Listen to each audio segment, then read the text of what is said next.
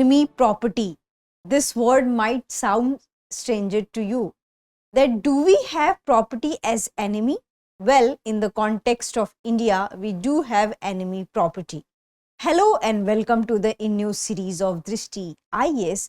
I am Ritu and today's session is about enemy property case, and this session is important for your GES 2 perspective.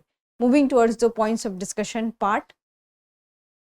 So first of all, we are going to discuss the news, then we are going to discuss about that why the legal hire, who is a Saif Ali Khan, had approached to the Madhya Pradesh court regarding his property. Then here we'll have a brief definition of that, what is called as enemy property. Then we'll answer some crucial question that can legal hires have authority to inherit their property or not? What is the opinion of court? What is the government stand? And what could be the, what you can say, that how many enemy properties are there in India? And then we are going to discuss practice question for prelims. Before that, you have to like, share and subscribe to this TIAS channel. Moving towards the news part. So before moving to the news part, Republic Day sale is live and we are giving you 40% discount on all online pen drive and test series courses, whereas 25% discount on distance learning program and books. You can also download the Drishti Learning app, and if you want to know more information about such offers, you can call on to the number 87501 87501.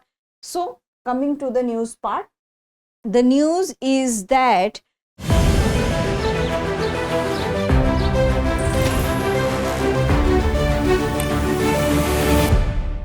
actor, here we are taking the name of actor because that actor is the legal hire of that property. So Bollywood actor Saif Ali Khan has approached to the Madhya Pradesh High Court regarding the property case. That property has been declared by enemy property by the government of India, and why government of India has declared that property as enemy property, we are going to discuss in the further slide. But this is the news that when Saif Ali Khan has reached to the court has asked to the Saif Ali Khan that you should approach to the appellate authority regarding this matter. So this is the news which we are going to cover up in today's session, and which property has been declared as an enemy property. So we have this Flagstaff House and luxury hotel Noor Us Sabah Palace, Darus Salam and bungalow of Habibi, Ahmedabad Palace and Kohe Fiza property. So these properties are of the belonging to the Saif Ali Khan and his family, and this is in the Bhopal. So coming to the next one, that why did Saif Ali Khan approach the Madhya Pradesh High Court? So what happened here, will have some historical tracing. So in 1947, the princely state of Bhopal was ruled by Nawab Hamidullah Khan, and he had 3 daughters, an eldest of whom Abida Sultan migrated to Pakistan in 1950, whereas the second daughter Sajida Sultan stayed in India and she has been married to Nawab Iftikhar Ali Khan Pataudi. And Nawab Iftikhar Ali Khan Pataudi is the grandfather of Saif Ali Khan, and he played for England and India both. After that, he has a son, and his son was Mansoor Ali Khan, and popularly called as Tiger Pataudi, who was also a cricketer from India. So Sajida's grandson is Tiger Pataudi's son Saif Ali Khan. So what here we can see that we have a legal hire because Sajida stayed in India while Abida migrated to Pakistan and took the citizenship of the Pakistan. So here in that case, how we can say that this property has been declared as enemy property, because the government has made issue of the Abida Sultan, who is the eldest daughter of Nawab Hamidullah Khan, that she has migrated to Pakistan. So that's why her property belongs to the government of India and her property is called as enemy property. So this is the issue. Now we'll discuss that what happened after that. So in 2014, the custodian of enemy property department declared Pataudi family's property as the enemy property, and after that Saif Ali Khan challenged in the court, and in 2016 an ordinance has been issued which explicitly said that heirs would have no rights over these property. It means that inheritance and transfer is not allowed in this case. Now we'll discuss the another issue, that what is enemy property. So enemy property refers to the property assets, whether it can be movable also or immovable also, that during the time of conflict the countries have been declared as an enemy. So anybody who was from that country and who had migrated to that country and took citizenship of that country, so the belongings the person has left, whether it's movable or immovable, belongs to the enemy property and called as an enemy property. And who will be the custodian of such kind of the property? So the government of India will take care of such kind of property. So this is the thing, and we can see that in case of Pakistan, many people have migrated to Pakistan and they took citizenship of Pakistan. So they left many things behind, and government had declared their all property as enemy property. In case of China also, many people have left to the China and they had their property here also. So in that case also the government has declared their property and asset as a enemy property.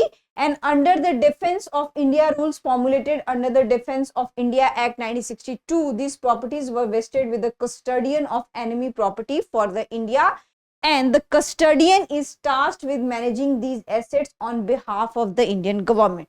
So this is the current scenario of enemy property in India. Now we'll discuss that can legal heirs of those who migrated inherit enemy property. So according to the Enemy Property Act 1968, it declared as enemy assets permanently with the custodian of the enemy property and disallowing inheritance and transfer. So this is the case of the Enemy Property Act 1968. However, the Enemy Property Amendment and Validation Act 2017 expanded this particular thing, and it has extended the law by expanding the definition of enemy subject and enemy firm to include legal heirs and successors regardless of their citizenship. So suppose that if their citizenship, suppose that if their legal heirs have a citizenship of India, in case of Saif Ali Khan also we can see that Abida had migrated and she was Pakistani, but Saif Ali Khan is a heir of the Abida. So Saif Ali Khan is an Indian, but despite of his citizenship as an Indian, Saif Ali Khan could not inherit it. And this has been said by the Enemy Property Amendment and Validation Act 2017. And this amendment has ensured that enemy properties remain under the government control even if their original enemy subject dies, ceases to exist or close business operation. So inheritance claims were nullified by this particular act. So this is the answer according to act. This is the answer that the legal heirs cannot inherit the property because of the legal thing, because we have this act in our country.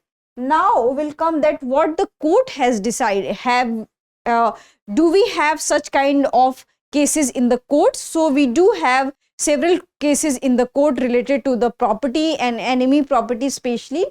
So we have one case, the state of Raja Mahmudabad, which has become a landmark case for this particular case. So in this case, after the Raja migrated to Pakistan in 1957, his son and wife remained in India and they were Indian citizens.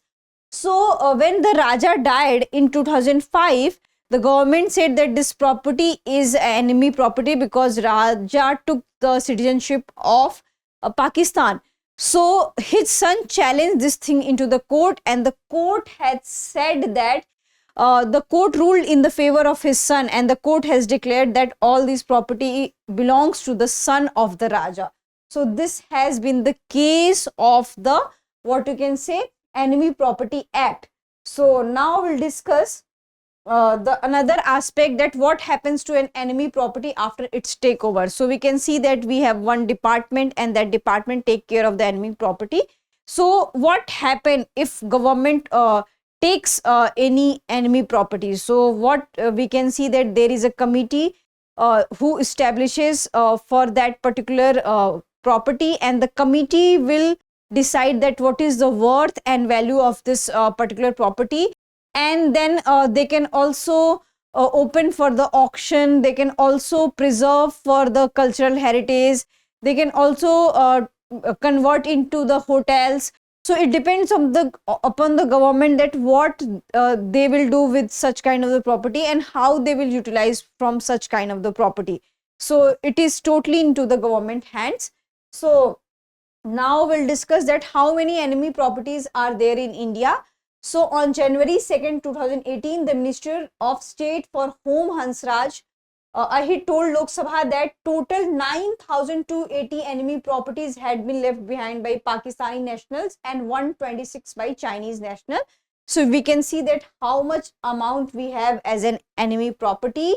And in November 2018, the Union Cabinet approved the procedure to sell enemy shares worth more than rupees 3,000 crore, a total of 6 crore 50,75,877 shares of 996 companies belonging to 20,232 shareholders were identified.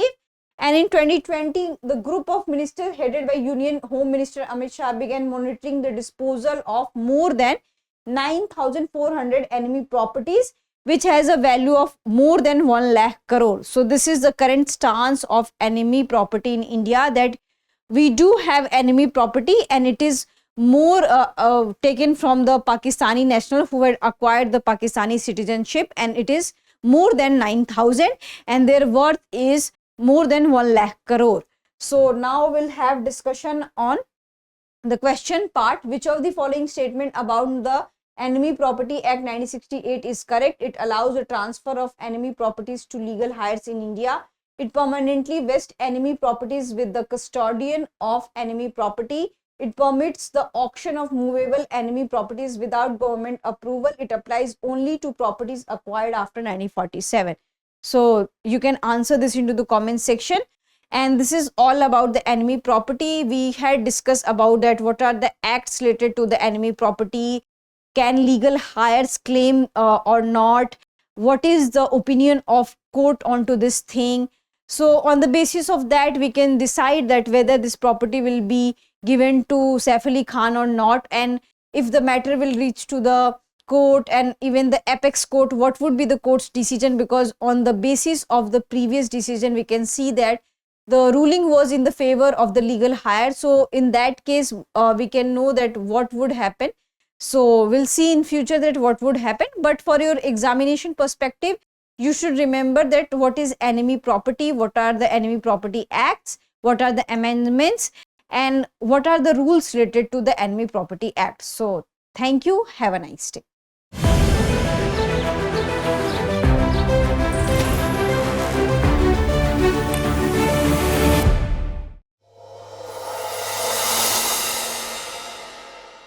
For more informative content, like, share and subscribe, and do not forget to press the bell icon to get the notifications.